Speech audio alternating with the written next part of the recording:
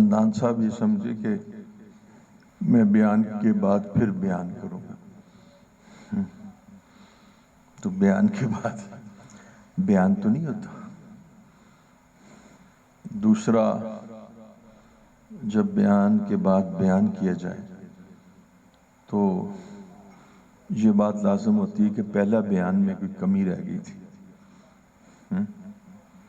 تو ایسا بھی نہیں ہے، بیان تو اپنے مضمون کے اعتبار سے مکمل تھا۔ تو تیسری بات یہ ہے کہ جب کوئی بیان کر چکے تو اگلا آدمی وہ جلسہ نہ ہو، جیسے میں تو تسلسل ہوتا ہے، تو پھر کوئی آدمی بیان کرے تو اس کا مطلب ہے کہ وہ اپنے کو بیان کرنے والے سے افضل جانتا ہے، وہ ثابت کرتا ہے کہ میں زیادہ جانتا ہوں، ٹھیک ہے۔ تو یہ نہیں ہو سکتا کہ اب میں بیان کروں، بیان تو نہیں ہو سکتا، بیان تو ہو چکا۔ آپ مطمئن ہیں نا میری بات میں؟ ماشاءاللہ ماشاءاللہ۔ اور میں باتیں کرتے کرتے کرتے آپ کو یہاں آدھا گھنٹہ بٹھا لوں اور پھر کہوں جی میں بیان نہیں کر رہا۔ یہ بھی ہو سکتا ہے کہ میرا بیان کرنے کو جی چاہ رہا ہو، آپ کو دیکھ کے میں مچل رہا ہوں تو میں بھی کچھ اسٹریٹجی اختیار کروں، کیونکہ آج کل ہر جگہ سیاست چلتی ہے، تو یہ سیاست تو خانقاہوں میں بھی آ جاتی ہے، تو لہٰذا پیر بھی بڑے سیاستدان ہوتے ہیں، تو اس وجہ سے بھی ہو کہ میں نا آہستہ آہستہ شروع کرتے چلا جاؤں اور ایک کارنر پہ نکل جاؤں اور آپ سمجھے کہ بیان نہیں ہو رہا اور آپ سے دگنا بیان کر ڈالا۔ اس کے بھی امکانات ہو سکتے ہیں۔ اللہ تعالیٰ بھائی نثار صاحب کو صحت کاملہ عطا فرمائے اور ان کی زندگی کے مقاصد کو کامیاب بنائے۔ البتہ ایک چیز ہوتی ہے کہ انہوں نے بیان عالمانہ کیا ہو اور میں غیر عالمانہ بیان کر دوں تو شیطان کہتے ہیں تم غیر عالمانہ بیان کر دو تاکہ بیان کی چسک جو ہے اور اس کی جو لسٹ جو ہے وہ تم سے اتر جائے، تو پھر بھی بیان ہو جائے گا۔ اور ایک اور ہو سکتا ہے کہ میں سوچتا ہوں کہ بیان نہ کروں، میں کوئی لطیفے سنا دوں، تو میرے خیال میں خانقاہ میں ذرا فکر آخرت کی وجہ سے اس موقع پر لطیفہ سنانا کچھ مناسب نہیں ہے۔ اور یہ ہو سکتا ہے کہ میں نواز شریف اور زرداری کی بات کروں، لیکن میرا خیال ہے وہ ہمارا مضمون نہیں ہے۔ تو سب سے بہترین چیز ہے کہ آپ چائے پی کے گھروں کو چلے جائیں، میں اندر چلا جاؤں، یہ بھی درست ہو سکتا ہے۔ حضرت اس بارے میں آپ کی کوئی رائے ہو تو بتا دیجیے۔ شیخ آپ کچھ فرما دیجیے۔ ارشادات، اللہ اکبر اللہ اکبر۔ میں پھر اپنے ارشادات سناتا ہوں۔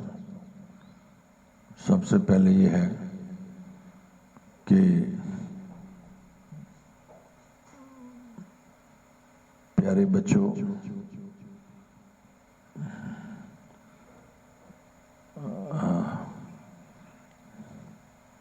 اس دنیا اور آخرت میں کامیابی کے لیے کوشش کر رہا ہوں کہ ذرا یاد کر رہا ہوں، اس دنیا اور آخرت میں کامیابی کرنے کے لیے بزرگوں نے 6 نمبر بیان کیے تاکہ اس دنیا میں اور آخرت میں کامیاب ہو جائیں۔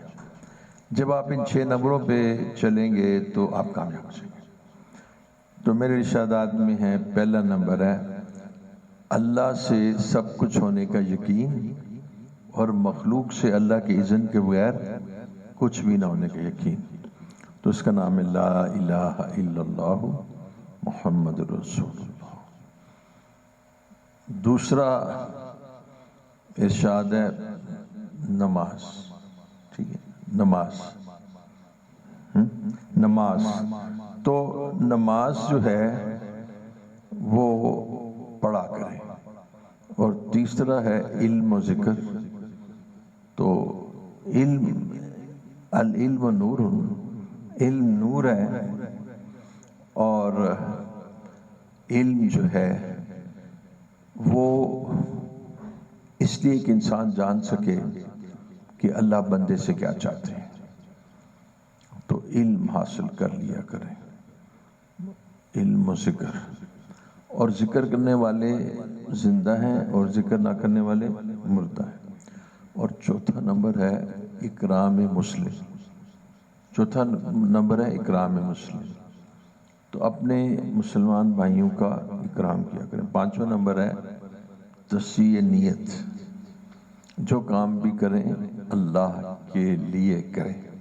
اور چھٹا نمبر ہے دعوت و تبلیغ، کہ ہم امر بالمعروف اور نہی عن المنکر کریں گے اور اللہ کے راستے میں نکل کر اللہ کا دین زندہ کریں گے. اچھا آپ نام لکھواؤ کون ہے جو 3 مہینے کے نہیں عشرے کے لیے کون تیار ہے، اور 4 مہینے کے لیے کون تیار ہے، اور روزے کے لیے کون تیار ہے. چلیں جی نام لکھ لو. آپ کہہ رہے ہیں حضرت آئندہ آپ کی خانقاہ میں نہیں آئیں گے. یہ تو نہیں کرو گے، یہ ایسا نہیں کرنا. یہ بڑے پیارے لوگ ہیں، تبلیغ کے لوگ بڑے پیارے لوگ ہیں.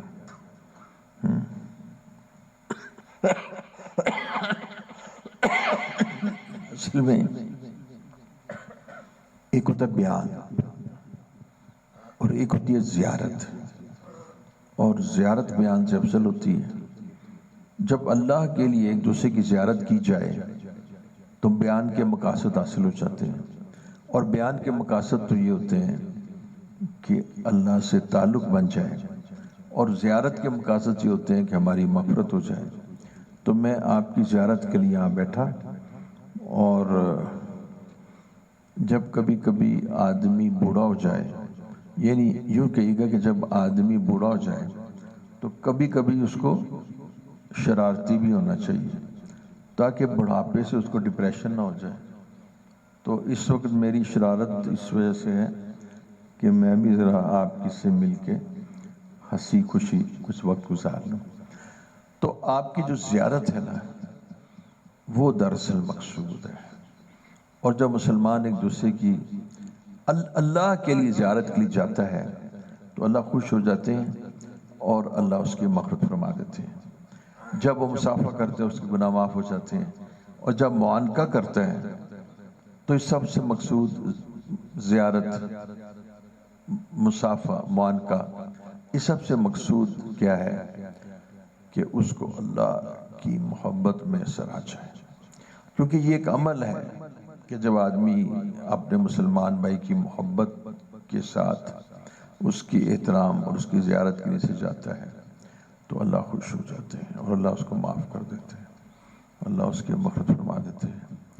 تو میں نے آپ کی زیارت کر لی اور آپ میری زیارت کر رہے ہیں تو مجلس کو برخاست کر دینا چاہیے. ٹھیک ہے، کیونکہ آپ بھی تنگ آ چکے ہیں ان باتوں سے جو بچپنے کی باتیں ہیں، آپ بھی پریشان ہو رہے ہیں. حضور صلی اللہ علیہ وسلم میں عبدیت تھی، عبدیت. وَمَا خَلَقْتُ الْجِنَّ وَالْإِنسَ إِلَّا لِيَعْبُدُونِ، کہ بندے میں نے تجھے عبادت کے لیے پیدا کیا ہے. اور عبادت کس کو کہتے ہیں؟ عبادت کس کو کہتے ہیں؟ میں نے کیا سوال کیا؟ عبادت کس کو کہتے ہیں؟ عبادت عبدیت کو کہتے ہیں. کیا معنی ہوا عبادت؟ اچھا، اگر آپ نماز پڑھیں تو اس کو عبادت کہتے ہیں، لیکن اگر نماز میں عبدیت نہ ہو تو عبادت ناقص رہ جاتی. میں نے کیا کہا؟ آپ نماز پڑھیں تو اس کو عبادت کہتے ہیں، اور اگر عبادت میں عبدیت نہ ہو تو نماز ناقص ہو جاتی ہے. اب آپ نے نماز کا ظاہر جو نماز کا جو ظاہری سٹرکچر ہے، سٹرکچر آف صلاۃ، نماز کا جو شکل ہے وہ تو آپ نے ساری ادا کی رکوع سجود کی شکل میں، لیکن اس نماز میں کیا چیز نہیں ہے؟ ابدیت نہیں ہے، اور عبادت کا ظاہر موجود ہے، جبکہ عبادت سے اصل مقصود ابدیت ہے۔ عبادت سے اصل مقصود کیا ہے؟ ابدیت ہے۔ تو اس کا مطلب ہے نماز جو اللہ کی بارگاہ میں قبول ہوتی ہے وہ نماز ہے کہ جس میں ابدیت ہوتی ہے۔ اب ابدیت کیا ہوتی ہے؟ ابدیت شیخ کوئی بتائے کہ ابدیت کیا ہوتی ہے؟ اچھا، آپ کو معلوم ہوا کہ زندگی کا مقصد کیا ہے؟ عبادت۔ شیخ آپ تو پی ایچ ڈی ڈاکٹر ہو، اچھا زندگی کا مقصد کیا ہے؟ بچوں بتاؤ۔ عبادت۔ اچھا بیٹا زندگی کا مقصد کیا ہے؟ مقصد زندگی کیا ہے؟ عبادت۔ یہ کہاں سے ثابت ہے؟ قرآن سے۔ شیخ آپ پھر بولتے ہیں آپ پی ایچ ڈی ڈاکٹر، یہ کہاں سے ثابت ہے؟ وہ کہاں سے ثابت ہے بیٹا؟ کہاں سے ثابت ہے؟ قرآن سے۔ ہاں ذرا اندر جان ڈال کر کہیں قرآن سے، ٹھیک ہے؟ مطلب تھوڑا سا جوش سے کہنا، قرآن سے۔ تو بیٹا انسان کی زندگی کا مقصد کیا ہے؟ عبادت ہے۔ اور یہ کہاں سے ثابت ہوتا ہے کہ انسان کی زندگی کا مقصد عبادت ہے؟ قرآن سے۔ اور بیٹا قرآن is the ultimate، Quran is 100%۔ کوئی چیز 100% اس دنیا میں ہے نہیں ہے۔ کیا ہے؟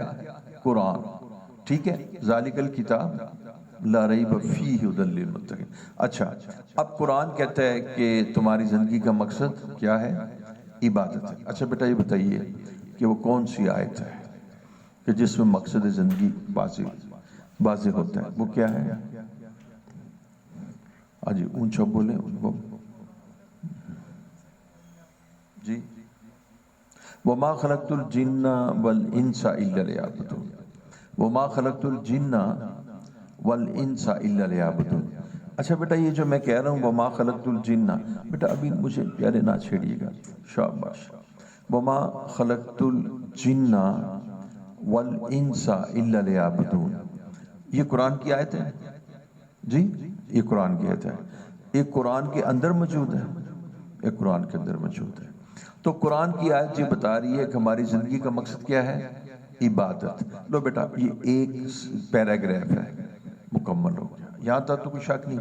اچھا اب دوسرا کویشچن ہے کہ جب زندگی کا مقصد عبادت ہے تو ایک نوجوان جو بڑا انٹیلیجنٹ ہے، آپ سے قرآن علم یونیورسٹی میں ہے، وہ پوچھتا ہے کہ حضرت یہ عبادت کیا ہے؟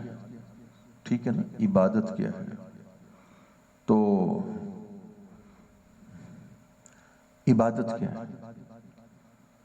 ایک بچہ پوچھتا ہے ابو یہ حج کیا ہوتا ہے؟ حج کیا؟ حج کس کو کہتے ہیں حج؟ تو ایک طالب علم پوچھتا ہے یہ حلق کیا ہے؟ حلق کا مطلب ہوتا ہے مرغ مسلم کھانا، حلق سے وہ جو بال اتارتے ہیں حج میں، ٹھیک ہے؟ قربانی جب ہو جاتی ہے تو حلق ہو جاتا ہے۔ تو بیٹا ایک کویشچن ہے کہ عبادت کیا ہے؟ یہ کویشچن رائز ہوتا ہے نا، اور کیا یہ کویشچن نہیں رائز ہونا چاہیے؟ ہونا چاہیے۔ کیوں کہ آپ کو سارے سسٹم اور میکنزم کا پتہ ہونا چاہیے۔ آپ انجینئر ہیں، اگر گاڑی کی ٹیکنالوجی آپ مثلا موٹر مکینک ہیں تو آپ کو گاڑی کی ساری ٹیکنالوجی آنی چاہیے نا۔ آپ کنسٹرکشن انجینئر ہیں تو آپ کو سارا آرکیٹیکچرل پیٹرن آنا چاہیے نا۔ تو بیٹا آپ کو پتہ ہونا چاہیے نا کہ عبادت کیا ہے۔ اچھا میں آپ سے پوچھتا ہوں بیٹا تم بتاؤ کہ کیوں معلوم ہونا چاہیے کہ عبادت کیا ہے؟ تاکہ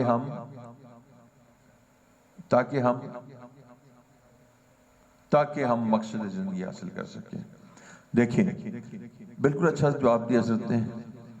حضرت کو 5 روپے دے دینا ذرا اس انعام کے طور پہ نا۔ جب کالج کے دنیا دار بچوں کو ملتا ہے 1000 انعام، اور جو علماء کرام ان کے لیے 5 روپے، وہ بہت اچھا ہے۔ اچھا میں عرض کرنا چاہتا ہوں بیٹا کہ جس وقت تم یہ کہو گے کہ مقصد زندگی عبادت ہے، اور بھائی نثار صاحب تمہیں عبادت کا پتہ نہیں تو مقصد زندگی ادا کیسے کرو گے؟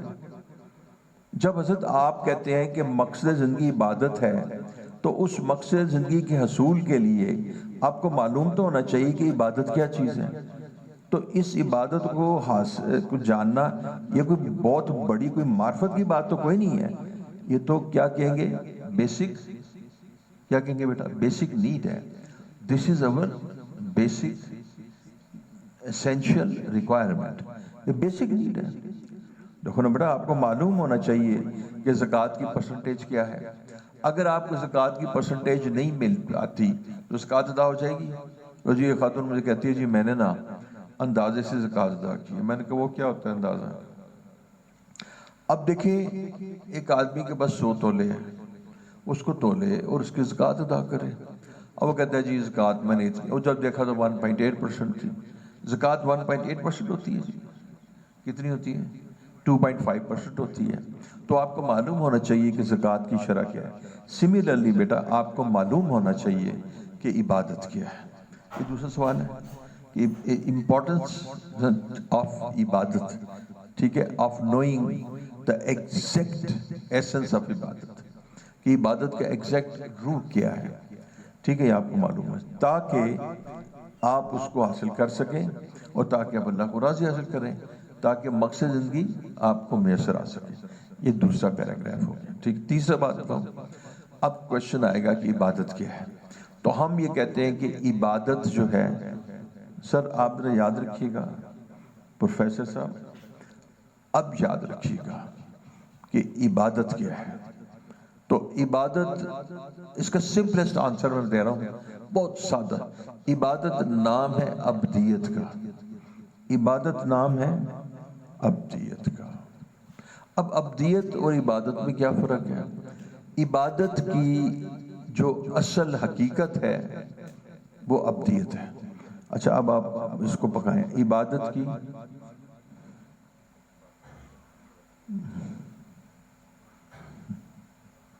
عبادت کی اصل جو حقیقت ہے وہ عبدیت ہے۔ عبادت کی اصل حقیقت عبدیت ہے۔ اب دیکھیے بیٹا چھوٹی سی ایگزامپل دیتا ہوں، ایک ہے بادام اور ایک ہے روغن بادام۔ تو روغن بادام کیسے نکلتا ہے؟ بادام سے۔ تو کیا یہ بادام روغن بادام کے اندر ہوتا ہے یا باہر سے ڈالا جاتا ہے؟ اندر ہوتا ہے۔ اچھا نظر تو نہیں آتا لیکن اس کے اندر ہوتا ہے۔ تو عبادت مادر سے بادام روغن بادام کے اندر ہوتا ہے۔ اچھا بیٹا آپ کیسے کریں کہ آپ کہیں جی بادام روغن، آپ 1 کلو بادام خرید کے اس کے پاس چلے جائیں، جو بھی ہے پروپیلر جو بھی، اس کو کہیں جی مجھے نا آپ بادام روغن نکال دو۔ تو بیٹا اس نے اس کے اندر سے ڈالا مشین میں تو روغن نکل آیا۔ جب روغن نکل آیا تو اس روغن کا کیا نام ہے؟ روغن بادام۔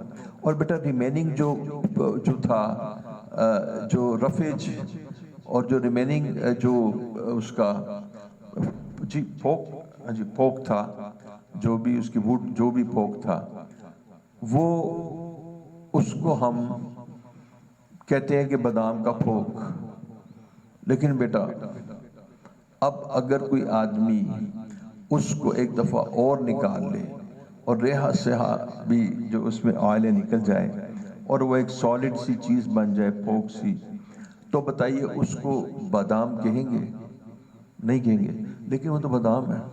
اس میں ہم نے بادام سے باہر سے کوئی چیز ملائی ہے؟ نہیں نہ ملائی، لیکن کچھ چیز نکال دی ہے۔ کیا نکالی ہے؟ روغن بادام۔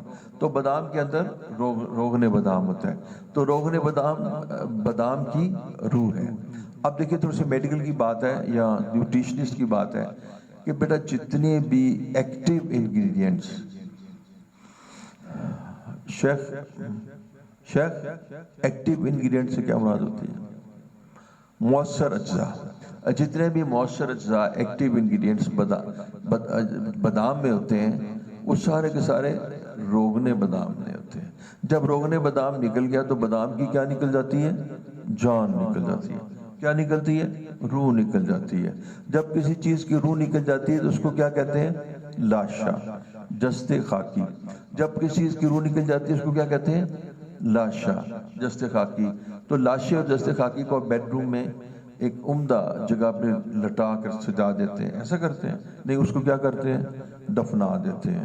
تو جس وقت آپ نے بادام کی جو روح نکلی تو اب وہ لاشا رہ گیا، اس کو آپ نے دفنا دیا. تو اب ہے تو یہ بادام ہی جو آپ دفنا رہے ہیں، لیکن روح نہیں ہے.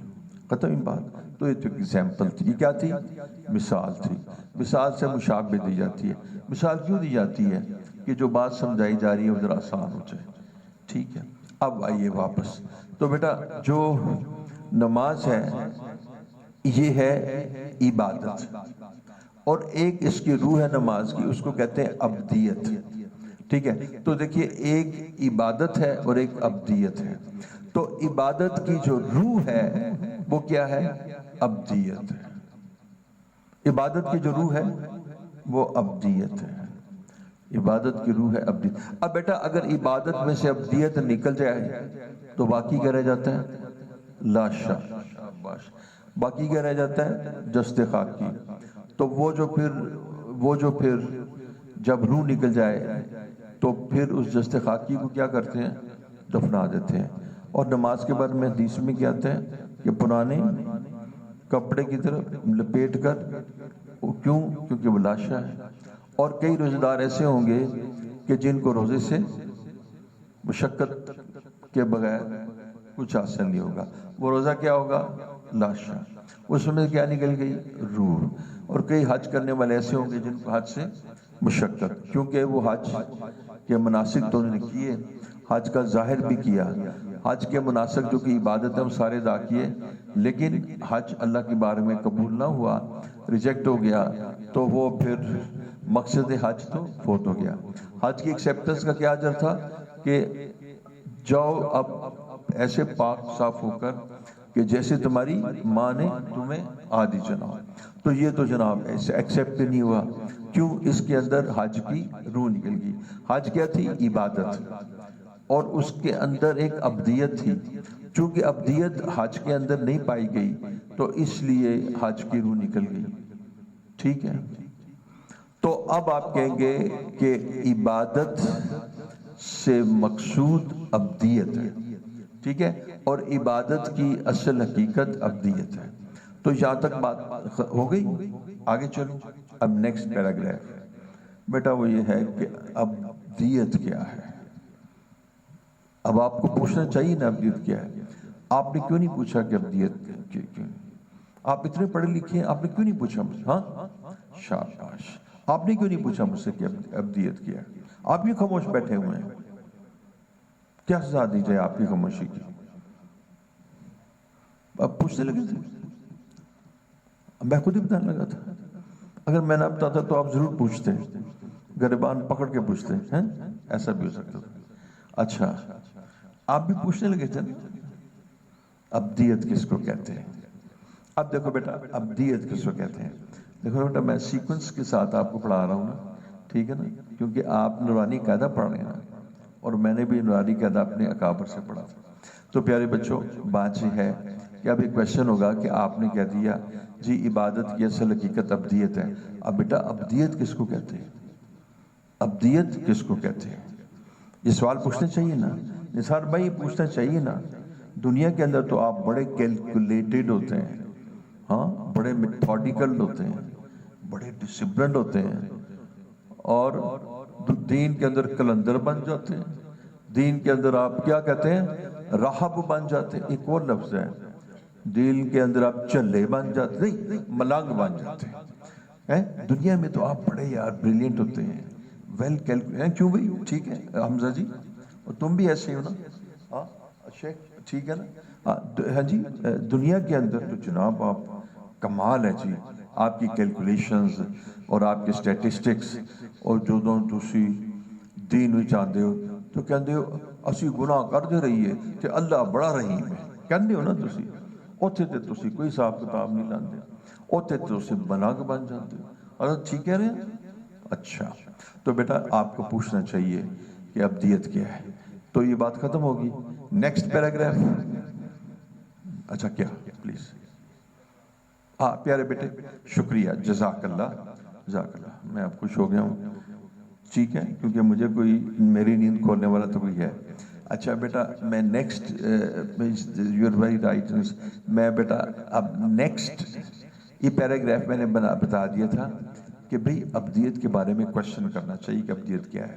اب نیکسٹ پیراگراف میں بتاؤں گا بیٹا ابدیت کہتے ہیں، اس کے لیے آپ نا سمجھے کہ ایک عربی کا لفظ ہے تو اردو میں بھی استعمال ہوتا ہے، تو پھر ہم اس کی ٹرانسلیشن کر لیں گے۔ ابھی آپ نے بیٹا رٹا لگانا ہے۔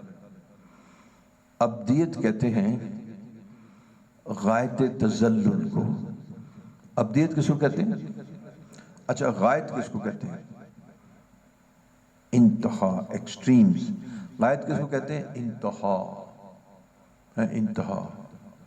مثلا کہتے ہیں کہ مجھے نا اپنی بیوی سے انتہا کی محبت ہے، تو یہ انتہا ہو جاتی ہے غایت، the extremes of تذلل۔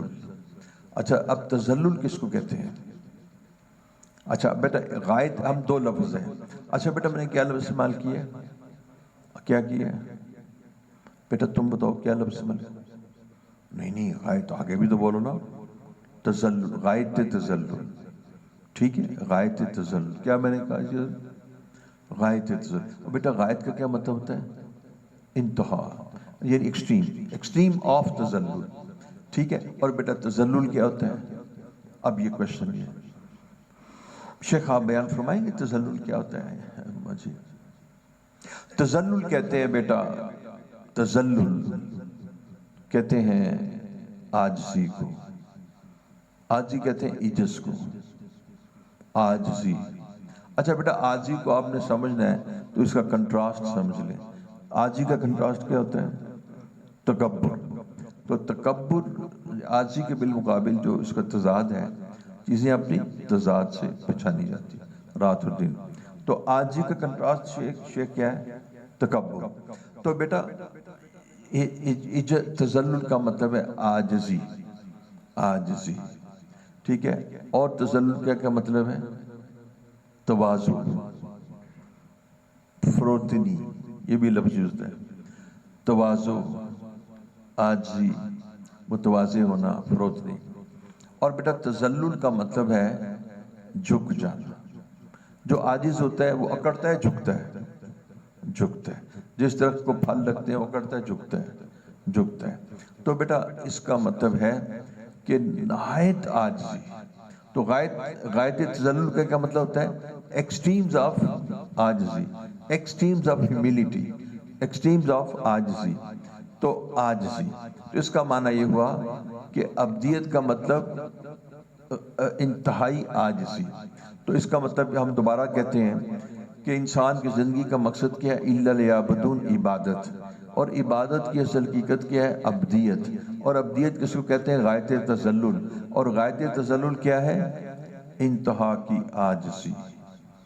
تو جب انتہا کی عاجزی عبادت میں پیدا ہوتی ہے تو عبادت کمال تک پہنچ جاتی ہے۔ انتہا کی عاجزی جب عبادت میں پیدا ہوتی ہے تو اس عبادت کو ابدیت کہتے ہیں، ٹھیک ہے، اس کو عبادت بھی کہتے ہیں۔ جب نماز آدمی پڑھ رہا ہو اور اس کے اندر ابدیت اور عاجزی پیدا نہ ہو رہی ہو تو نماز ناقص ہے، تو وہ نماز انسان کو گناہوں سے نہیں بچاتی۔ ان الصلاۃ تنہی عن الفحشاء والمنکر، کہ بے شک نماز بچاتی ہے گناہوں سے اور فحشاء سے۔ اچھا اب آپ نماز بھی پڑھ رہے ہیں اور فحشاء اور گناہوں سے نہیں بچ رہے، نہیں بچ رہے نا؟ اچھا تو پھر قرآن تو کہتا ہے بچاتی ہے۔ اب جو لوگ نماز نہیں پڑھ رہے وہ گناہوں سے، منکرات سے اور فحشاء سے نہیں بچ رہے، لیکن آپ کہتے ہیں ہم تو آنکھوں سے دیکھ رہے ہیں کہ نماز پڑھ رہا ہے، تو قرآن کی روح سے اس کو بچنا چاہیے، اور پھر یہ کیوں نہیں بچ رہا؟ اس کا جواب دینا پڑے گا۔ اس کا جواب یہ ہے کہ بیٹا یہ نماز کے ظاہر کو ادا کر رہا ہے، یہ عبادت کے ظاہر کو کر رہا ہے، اور اس کی عبادت کے اندر جو عبادت کا اصل ایسنس ہے، جو اصل روح ہے، جس کو ابدیت کہتے ہیں، وہ موجود نہیں ہے۔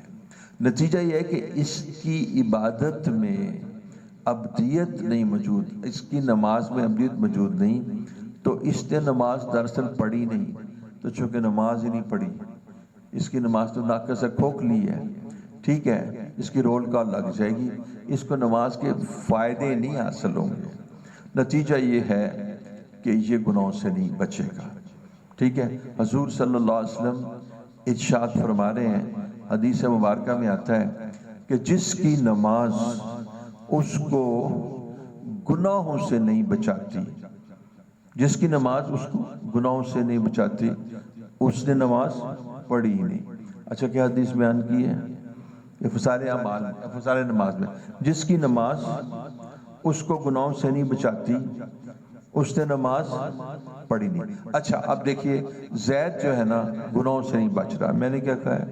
زید گناہوں سے نہیں بچ رہا، اور میں آنکھوں سے دیکھ رہا ہوں کہ زید نماز پڑھ رہا ہے۔ اگر زید گناہوں سے نہیں بچ رہا تو چاہیے کہ وہ نماز بھی نہ پڑھے، اور وہ نماز نہیں پڑھ رہا۔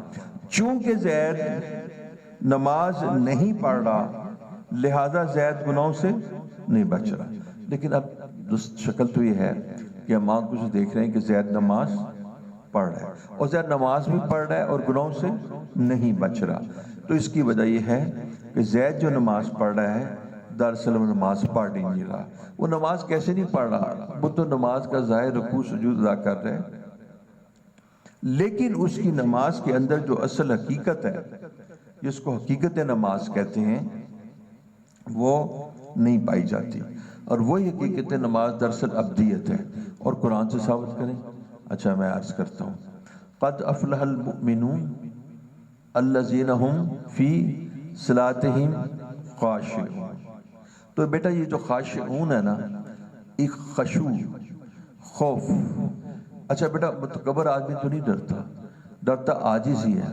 تو جو عاجز آدمی ڈرتا ہے تو اس کے اندر خشیت ہوتی ہے، جس کے اندر خشیت ہوتی ہے وہ جھکتا ہے، وہ اکڑتا تو نہیں ہے۔ یہی تذلل نماز کے اندر اس کے اندر پیدا ہو جاتا ہے، اور اس کی نماز کمال تک پہنچ جاتی ہے۔ اس لیے فرمایا قد افلح المؤمنون، کہ یہ لوگ کامیاب ہوں گے، کہ جو لوگ نماز پڑھتے ہیں وہی کامیاب ہوں گے، کیونکہ الذین هم فی صلاتہم خاشعون، ان کی نمازوں میں خشیت الہی ہے، ٹھیک ہے۔ اب یہ ہے کہ یہ نماز نہیں پڑھتا، یہ مسئلہ نہیں ہے، یہ نماز پڑھتا ہے لیکن اس کی نماز کے اندر ابدیت نہیں شامل، اور چونکہ اس کی نماز کے اندر ابدیت نہیں شامل تو اس کی نماز ایک لاشا ہے، اور تو زندہ ہے ہی نہیں۔ تو زندہ جو چیز ہوتی نہیں اس کے تو اثرات بھی مرتب نہیں ہوتے، لہٰذا یہ اس کو گناہوں سے نہیں بچاتا۔ تو اب آپ کو معلوم ہوا کہ جو غایت تذلل ہے وہ کیا چیز ہے؟ انتہا کی عاجزی۔ اب اگلا پہلو، اب خیال اگلا نہیں ہونا چاہیے، نہیں اس لیے آپ کا مضمون نہیں ہے نا، اس میں آپ کو کچھ نہیں کہتا۔ حوصلہ رکھو، دوبارہ آ جانا میرے پاس، چھوڑ نہ دینا مجھے اس بڑھاپے میں۔ یہ لوگ مجھے چھوڑ دیں گے، کہیں گے یہ تو یہاں تو جناب بس سوال جواب شروع ہو جاتے ہیں، لوگ سوال جواب سے ڈرتے ہیں۔ اچھا بیٹا اب میں تجھے اگلی بات بتاؤں، شیخ اگلی بات میں بتاتا ہوں۔ پیارے دیکھو بیٹا میری بات سنو، میں نے کہا ہے کہ ابدیت ہے کمال عاجزی، اور بیٹا اب انتہائی غور سے سننا اور مجھے سوال بھی کر لینا، یہ عاجزی آدمی کو کیا سکھلاتی ہے؟ اچھا پہلے میرا سوال غور سے سنیں، شیخ میں نے کیا کہا؟ عاجزی آدمی کو کیا سکھلاتی ہے؟ یہ عاجزی پیارے کیسا مزاج بناتی ہے؟ یہ عاجزی انسان کے اندر، یہ عاجزی انسان کے اندر اطاعت کو پیدا کرتی ہے، اوبیڈینس۔ بیٹا آپ کا جو خادم ہو اگر اس میں اکڑ ہو تو عاجز ہوتا ہے، بات مانتا ہے، اور جب اس میں عاجزی ہوتی ہے تو جھک جاتا ہے، اور جب جھک جاتا ہے تو پھر وہ مطیع ہو جاتا ہے، پھر وہ اوبیڈینٹ ہو جاتا ہے۔ تو یہ اوبیڈینس جو ہے یہ عاجزی سکھاتی ہے، یہ اطاعت سکھلاتی ہے۔ تو بیٹا آپ میری بات سمجھ رہے ہیں کہ یہ جو اطاعت ہے یہ کہاں سے آتی ہے؟ بات اطاعت کہاں سے آتی ہے؟ اطاعت کہاں سے آتی ہے؟ یہ سمجھ رہے کہ میری بیگم کہاں سے آئے گی، حالانکہ میں اطاعت کا معاملہ کر رہا ہوں اور یہ بیگم کی سوچ ہے، ایسا تو نہیں کرنا چاہیے۔ ویسے آپ کی بیگم ہے وہ، تبھی تو آپ کے ہوائیاں اڑ رہی ہیں۔ اچھا بہرحال میں کہہ رہا ہوں پیارے بیٹے کہ یہ جو عاجزی ہے نا بچوں، یہ کہاں سے آتی ہے بیٹا؟ اطاعت سے آتی ہے۔ بیٹا اللہ کی قسم، میں جو بات کہہ رہا ہوں، میں اللہ کی قسم آ کے کہہ رہا ہوں، میں سچ کہہ رہا ہوں، اور میں آپ کو بتا رہا ہوں کہ اللہ کی قسم کہہ رہا ہوں کہ یہ جو میرا کلام ہے نا، یہ اکابر کا کلام ہے، اور میں کہہ رہا ہوں یہ آپ کو عام نہیں ملے گا۔ آپ نے پہلے سنا تھا جمعے کے بعد میں؟ آپ نے سنا تھا؟ تو آپ نے کیوں نہیں مجھے کہا کہ مجھے سنائیں؟ چلیں آج میں سناتا ہوں۔ تو پیارے بچوں، میں آپ کو بتاتا ہوں، بیٹو اللہ سلامت رکھے اور آپ سے دین کا کام لے لے، اور عدنان صاحب کو جزائے خیر دے دے کہ جن کے ساتھ میں نے جھوٹ بولا اور کہ میں بیان نہیں کروں گا، اور میں نے بیان ڈبل کر دیا، تو میں اللہ سے بھی معافی مانگتا ہوں اور آپ سے بھی اس جھوٹ کی۔ یہی تو میں کہتا ہوں مولوی جھوٹ نہ بولیا کرو، تو مولوی آج کل جھوٹ بہت بول رہے ہیں۔ تم تو نہیں جھوٹ بولتے؟ نہ بولنا، میں بولتا ہوں، میں اللہ سے توبہ کروں۔ اچھا، میں بیٹا آپ کو بتا رہا تھا پیارے بچوں کہ یہ جو اطاعت ہے نا، یہ اطاعت، اب آپ نے اب تھوڑا سا میرے ساتھ چلیں گے عدنان صاحب، یہ مولیاں نوں بھی یہ گلاں نہیں پتا جڑی میں تانوں دس رہا بیٹا۔ جو اللہ جل شانہ کو مقصود ہے وہ کیا ہے، میں آپ کو بتانا چاہتا ہوں۔ ہو سکتا ہے میں آپ کو نہ بتاتا، لیکن آپ کی جو ہے نا، آپ کی جو اس وقت چاہت ہے اور کانسنٹریشن ہے، وہ آپ کی، وہ مجھے اس پہ کمپیل کر رہی ہے۔ بیٹا تمہیں پتہ ہے کہ اللہ جل شانہ کیا چاہتے ہیں؟ چلو عبدالرؤف نام ہے، بیٹا بتاؤ کیا چاہتے ہیں؟ دراصل اللہ کیا چاہتے ہیں؟ اوہ ایکسیلنٹ! 1 روپیہ 2 روپیہ 3 روپیہ 4 روپیہ 100 200 چل کتنے ہونے چاہیے؟ کہاں تک پہنچے؟ ہاں جی، جنت چاہیے۔ شکریہ، میرے پیسے بچ گئے۔ اللہ آپ ایسے ہی نوجوان مجھے بھی چاہیے، مجھے ایسے ہی نوجوان چاہیے کہ جس کو جنت چاہیے۔ سلامت رہو، اللہ تمہیں جنت دے۔ پیارے بیٹے بالکل صحیح کہا، شاباش، کہ اللہ جل شانہ کو اطاعت چاہیے۔ آپ میری بات سن رہے ہیں؟ حضرت آپ کو پتہ ہے اللہ کو کیا چاہیے؟ آپ بتائیں حضرت؟ اطاعت چاہیے، آپ بتائیے۔ ہاں، میں نے کہا یہ جو خاموشی کا سمندر ہے بزرگوں کا، یہ تو ٹوٹے۔ ہاں ٹھیک ہے، تاکہ جوانوں کی جو جوانی ہے ان کو غیرت آ جائے، کہ بوڑھے بولتے ہیں تو ان کو تو بہت، تو بیٹا اطاعت چاہیے۔ کیا چاہیے اللہ کو؟ اللہ کو اطاعت چاہیے۔ حضرت کیا چاہیے؟ حضرت اللہ کو کیا چاہیے؟ اللہ کو کیا چاہیے؟ اللہ کو کیا چاہیے؟ پیارے بچوں اب آگے سنو، اللہ کو اطاعت چاہیے، اور تمہارے میں تکبر ہے، اطاعت کر سکو گے؟ اچھا بیٹا، وہ تمہارا خادم اور غلام جس میں تکبر، ایروگینس، وہ آپ کی بات مانتا ہے؟ کبھی آپ کو بنانے پر آ جائے، کبھی نہیں آگا، کوئی خزمانو کہا میں نہیں آتا، میں کوئی کٹیا آدمی ہوں۔ تو جس خادم میں بیٹا ذرا سی بھی ایروگینس ہوتی ہے یا بڑائی ہوتی ہے، وہ کہیں تو آپ کو آنکھیں دکھا دیتا ہے، اور جو اپنے آپ کو نوکر کہتا ہے اور کہتے ہیں میں تو نوکر ہوں، اور نوکر کی اور نخرہ کی۔ اچھا اب بتاؤ بیٹا، حضور صلی اللہ علیہ وسلم کی شان میں آتا ہے عبدہ و رسولہ۔ عبد کس کو کہتے ہیں ڈکشنری میں؟ غلام کو کہتے ہیں۔ تو غلام جو ہوتا ہے اس کی اپنی مرضی ہوتی ہے؟ نہیں۔ اور غلام میں کیا ہوتی ہے؟ عاجزی۔ اور غلام میں تکبر ہوتا ہے؟ نہیں۔ اور غلام کیا کرتا ہے؟ اطاعت کرتا ہے۔ اور بندے کو غلام سے کیا چاہیے ہوتا ہے؟ اطاعت۔ میں اپنے خادم سے کیا چاہتا ہوں؟ اطاعت۔ اللہ اپنے بندے سے کیا چاہتے ہیں؟ اطاعت۔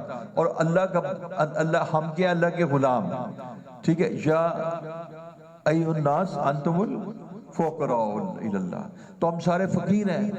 اچھا تو ہم سے اللہ چاہتے ہیں اطاعت، ہم سے کیا چاہتے ہیں اللہ؟ اطاعت۔ اچھا بیٹا اب یہ اطاعت نہیں آ سکتی عاجزی کے بغیر، یہ بات یہ اس کو طے کر لیں، اطاعت عاجزی کے بغیر نہیں آ سکتی۔ یہ ہو سکتا ہے کہ انسان میں تکبر اور مطیع بھی ہو سکتا ہے کہ وہ ایروگنٹ بھی اور اوبیڈینٹ بھی ہو سکتا ہے نہیں۔ تو جب آپ اللہ تعالیٰ اطاعت چاہتے ہیں تو اس کے لیے ایک چیز لازمی ہے، وہ کیا ہے؟ غایت تذلل۔ اور غایت تذلل کیا مراد ہے؟ انتہائی عاجزی۔ تو بیٹا اصل جو ہے نا، وما خلقت الجن والانس الا لیعبدون سے مراد یہ ہے کہ بندے میں تجھ سے عبادت چاہتا ہوں، یعنی کہ میں تجھ سے اطاعت چاہتا ہوں۔ اب آپ سمجھیں کہ میں تجھ سے اطاعت چاہتا ہوں، میں تجھ سے اطاعت چاہتا ہوں، اور یہ تیری اطاعت کبھی کمال تک نہیں پہنچے گی کہ جب تک تیرے اندر عاجزی انکساری نہیں ہو، یہی عاجزی انکساری، یہی تذلل تیرے اندر اطاعت پیدا کرے گا، اور یہی عاجزی انکساری، یہی تذلل، یہ اصل کیفیت جو ہے اس کا نام عبدیت ہے۔ تو جب تیرے اندر عبدیت ہوگی تو تیرے اندر اطاعت ہوگی۔ تو اس کا مطلب ہے کہ زندگی کا مقصد عبادت ہے، اور عبادت کی اصل حقیقت عبدیت ہے، اور عبدیت جو ہے وہ اس عبدیت کی کیفیت سے انسان میں اطاعت پیدا ہو جاتی ہے۔ وہ کیسے؟ کہ وہ اپنی مرضی ختم کر دیتا ہے، اپنی پسند ختم کر دیتا ہے، اپنی چاہت ختم کر دیتا ہے، اللہ کی پسند کے سامنے اپنی پسند ختم کر دیتا ہے، اللہ کی مرضی کے سامنے اپنی مرضی ختم کر دیتا ہے۔ اب میں آپ کو یہ بات سنا کے یہاں ختم کرتا ہوں تو آپ کو اسٹریپ لگ جائے گی اس بات پر کہ ایک شیخ کہتے ہیں کہ میں نے عبدیت اور عبادت ایک غلام سے سیکھی، میں اس کو بازار سے لے آیا، سلیوری سسٹم پہلے ہوتا تھا، میں اس کو بازار سے لے آیا، میں نے اسے کہا تمہارا نام کیا ہے؟ وہ کہنے لگا جس نام سے تم پکارو گے وہی میرا نام ہے، اس کی مرضی کوئی نہیں، اور تم کھاؤ گے کیا؟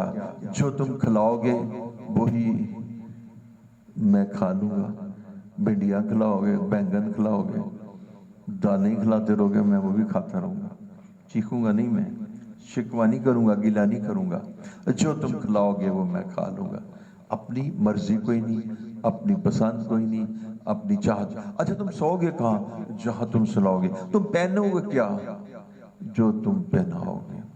نہ اس کی کوئی مرضی، نہ اس کی کوئی پسند، اور میری مرضی کہتے ہیں آپ کی مرضی کے تابع۔ گویا کہ میں نے اپنے آپ کو آپ کے حوالے کر دیا، آپ کے سپرد کر دیا۔ وَإِذْ قَالَ لَهُ رَبُّهُ أَسْلِمْ، ابراہیم علیہ السلام آپ اپنے آپ کو اللہ کے سپرد کر دے۔